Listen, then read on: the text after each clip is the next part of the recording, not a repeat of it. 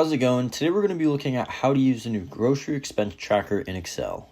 Starting with the contents, we see here we have an instructions tab with directions on how to use the spreadsheet, followed by an input and dashboard tab which displays all of our data, and finally a pivot table tab which is how we transform our data into usable forms.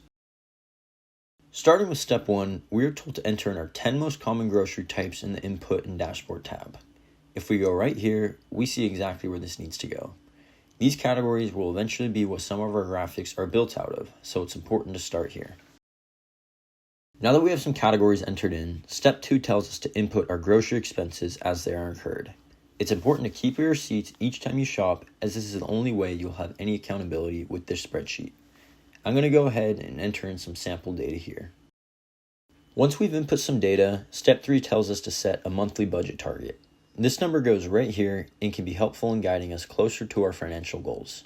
I'll set mine at 120 and try my best to stay under that each month. Now that we have our data and budget input, we are now ready to transform this data.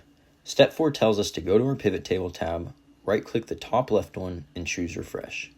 What this does is update our pivot table with whatever we typed into our input tab, and in turn feeds these graphics into our dashboard tab. It is essential to do this every time you enter new data, as it keeps your dashboard up to date. Our final step involves these slicers here. We are able to filter these graphics for different combinations of months and years so that you can get a better picture of your spending habits. If you want to remove any of these filters, go ahead and click this red X in the top right corner. I'm going to go ahead and play around with this for a minute. That wraps up this tutorial. If you're interested in getting a copy for yourself, go ahead and click the link in the description and feel free to comment if you have any questions or suggestions. Thanks for watching, and I'll see you next time.